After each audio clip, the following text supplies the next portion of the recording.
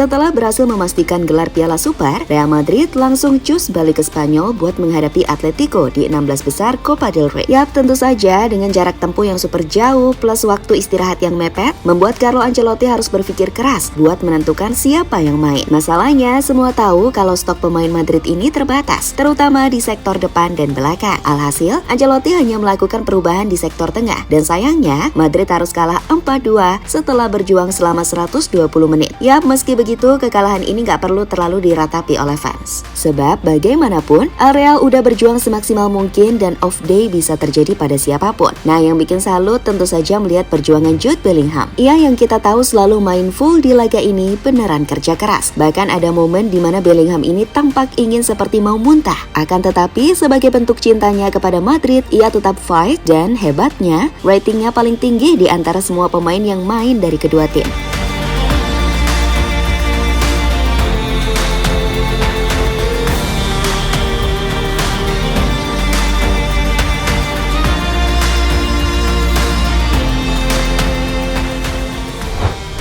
Real Madrid bertandang ke markas sang rival sekota, Atletico, dalam babak 16 besar Copa del Rey. Tentu saja bagi Atletico ini adalah waktunya bagi mereka buat balas dendam atas kekalahan di semifinal Piala Super Spanyol. Apalagi dengan kondisi Los Blancos yang baru tiba dari Arab, membuat Atletico yang punya waktu istirahat lebih jelas ingin memanfaatkan situasi dengan sebaik mungkin.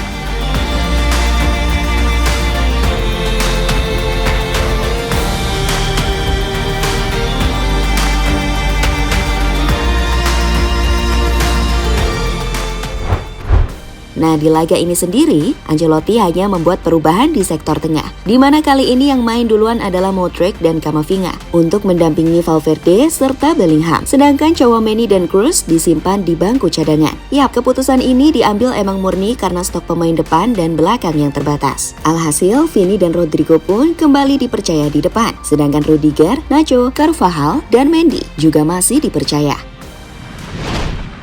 Yap, apa yang dilakukan Ancelotti ini sebenarnya cukup mendapat kritikan. Sebab bagaimanapun, masih ada Brahim Diaz serta Dani Ceballos yang juga dimainkan dari awal. Namun Ancelotti bergeming, bagaimanapun ini adalah pertimbangan yang harus ia ambil dan gak semuanya harus dijelaskan di depan media. Nah, sebenarnya meski kalah, Madrid ini udah menunjukkan perjuangan yang maksimal. Terbukti mereka bisa kok mengejar gol setelah 2 kali tertinggal. Hanya saja udah kelihatan banget di extra time, stamina dan fokus drop, sehingga berhasil dimanfaatkan tim tuan rumah buat mencetak 2 gol dan mengakhiri laga dengan skor 4-2.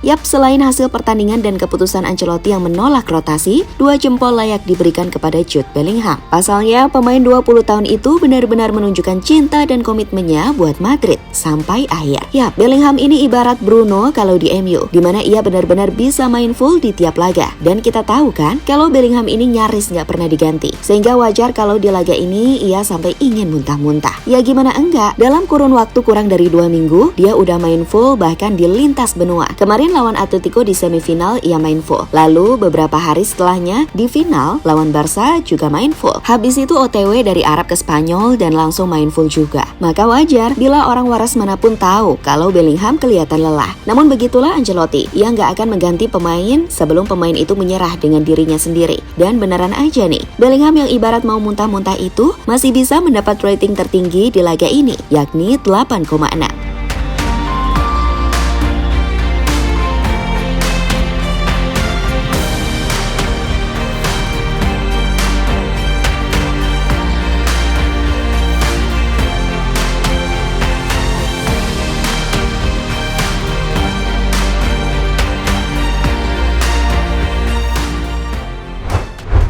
Sementara itu usai laga, Ancelotti menjelaskan kalau benar timnya sangat kelelahan. Dan ini bukan alasan Carleto karena habis kalah. Sebab sebelumnya udah berulang kali ia mengeluh jadwal yang terlalu padat kepada pihak Federasi Spanyol atau RFIF. Apalagi pakai ada acara main Piala Super di Arab Saudi yang jaraknya sangat jauh. Namun terlepas dari kekalahan ini, Don Carlo mengaku nggak masalah dan meminta pemainnya untuk fokus pemulihan dulu setelah ini. Atletico mempunyai waktu 1 minggu untuk mempersiapkan pertandingan dan telah sedikit lebih baik secara fisik. Tidak ada seorang pun yang pantas kalah. Kami memberikan segalanya dalam derby dan melakukan apa yang selalu kami lakukan. Kami tidak bisa berbuat lebih banyak. Kami kehilangannya. Pada akhirnya ketika kami mengambil resiko, tak semua bisa berjalan seperti yang diharapkan. Saya tidak tahu apakah eliminasi itu adil. Sekarang kami punya waktu untuk memperbaiki kondisi kami juga, ucap ex-pelatih AC Milan itu.